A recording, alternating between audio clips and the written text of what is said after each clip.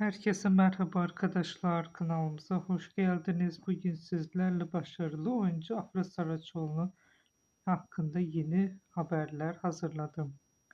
Afra Saraçoğlu yeni projeleriyle gündemde kalmaya devam ediyor. Yol Çapkın dizisinin final yapmasının ardından kariyerinde yeni bir sayfa açan ünlü oyuncunun dijital platform için hazırlanan yeni bir yapımda rol alacağı konuşuluyor.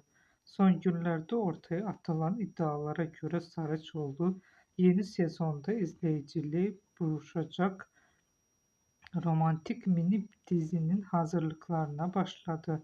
Projenin detayları henüz resmi olarak açıklanmasa da yapımın Türkiye'nin tanıtımının katkı sağlayacak uluslararası bir konsept taşıdığı belirtiliyor.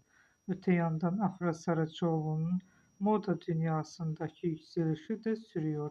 Ünlü oyuncu son dönemde katıldığı davetler ve marka işbirlikleriyle sosyal medyada büyük ilgi görürken hayranları yeni ekran projesinin duyurulmasına heyecanla bekliyor.